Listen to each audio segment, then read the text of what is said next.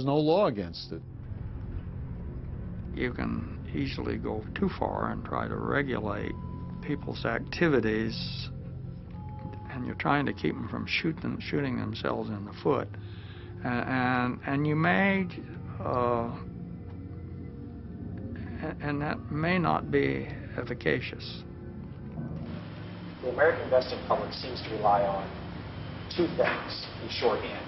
They're long mutual funds, and they believe that Social Security is going to be there for them in the future. It's some type of... You're bad for my nervous system. You really believe that? So live longer, retire stronger, never outlive your money. The buy stocks for the long run industry wanted you to believe that they had all the secrets, all of the answers. They want you to think that in their high-tech world of computer screens and flashing lights, they had found the answers to your financial future. You can't open up the paper or turn on the TV and somebody's promising you, I'm going to make you 50% on your money. And I had the opportunity to go up to New York and see one of the major brokerage firms trading floor, and it was impressive. Battlestar Galactica, more screens and lights and things than you can imagine. And I just thought to myself, I couldn't think in this environment.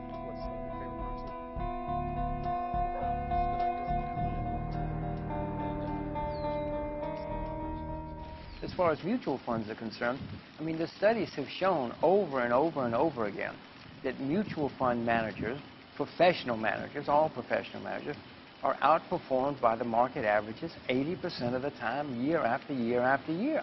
A mutual fund is not a good place for most people to invest. If you can find a great mutual fund manager, you give her all your money, and then you introduce her to me too, because I want to find her as well. If you own stocks or mutual funds, you only make money when the stock market goes up. Your only investment strategy is to buy and hold for the long run. But we have seen what happens. How smart is it to tie our futures to one big bet that the stock market will go up forever? They are a herd. They tend to follow what they hear on Wall Street, or they tend to believe in the strategy of just buying and holding, and that's sort of a cop-out, really, and it's sort of a herd behavior to say that I'm going to stay in for the long haul, and then I don't have to worry about the market.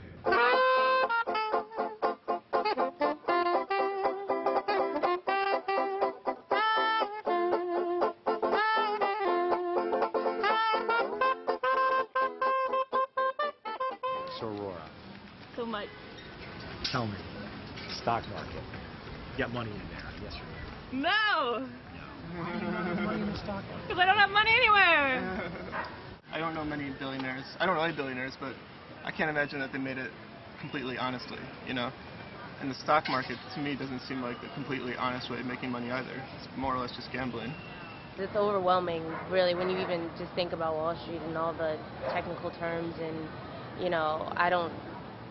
coming from no knowledge of it whatsoever, it's definitely intimidating. I just have one person who I trust, who she starts talking, I hear the breeze blowing. I'm sorry, but it's just not what I do. I don't really need to try to beat the market. If I get an 8% return, I'm going to be happy, so I've made investments accordingly.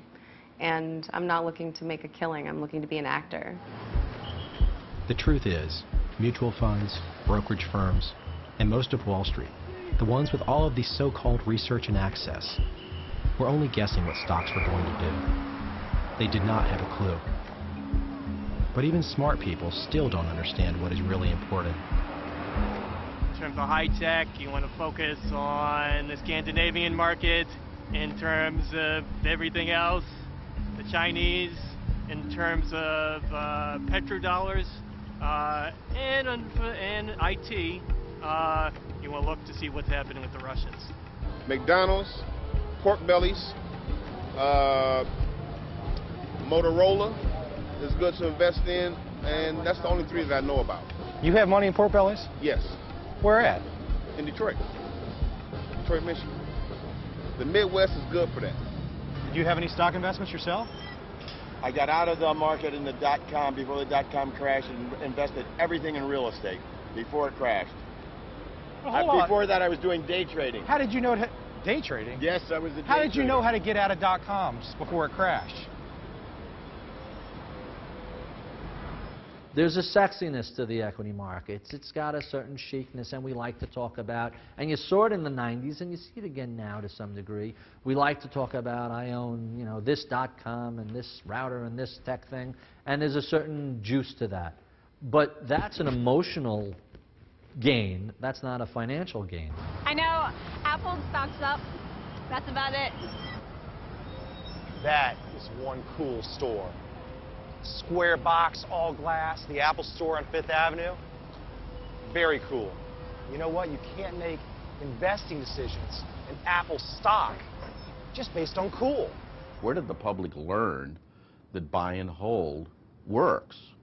Or does buy and hold work? Did we come out of our mother's womb and we were indoctrinated with our DNA that buy and hold works?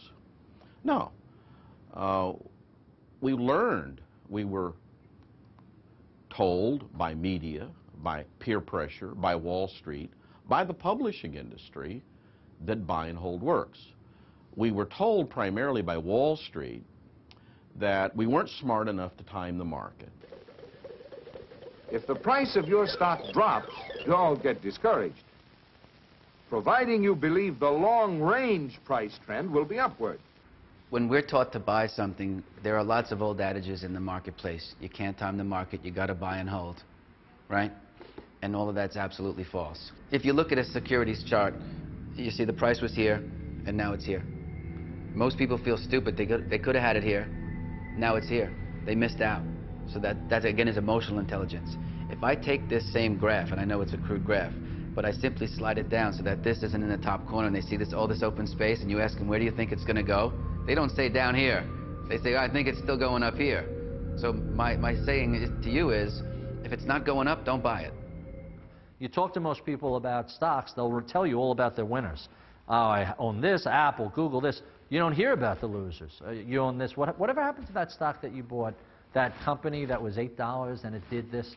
Oh, they went out of business. People really don't remember that. You have to remind them that. We very much suffer from selective retention, selective perception.